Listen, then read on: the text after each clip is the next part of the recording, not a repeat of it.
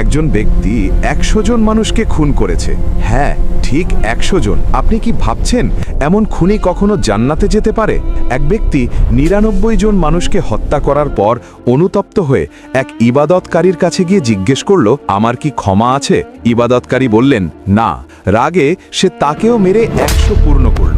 এরপর সে এক জ্ঞানী আলেমের কাছে গেল। আলেম বললেন, অবশ্যই আল্লাহ ক্ষমা করবেন, তবে এই পাপের শহর ছেড়ে নেককার মানুষদের শহরে চলে যাও। তওবা করে সে সেই শহরের দিকে রওনা হলো, কিন্তু মাঝপথে হঠাৎ তার মৃত্যু হলো। জান্নাত ও জাহান্নামের ফেরেশতাদের মধ্যে বিতর্ক শুরু হলো। আল্লাহর নির্দেশে 2 শহরের দূরত্ব মাপা হলো। দেখা গেল মৃত্যুর আগে সে জান্নাতের শহরের দিকে মাত্র 1 বিঘত বেশি এগিয়েছিল। স্রেফ এই সামান্য দূরত্বের জন্য আল্লাহ তাকে ক্ষমা করে জান্নাত দিলেন। মূল বার্তাটি হলো, আপনার গুনাহ পাহাড় সমান হলেও আল্লাহর দয়া তার চেয়েও বড়। নিরাশ হবেন না, ফিরে আসুন তারই পথে।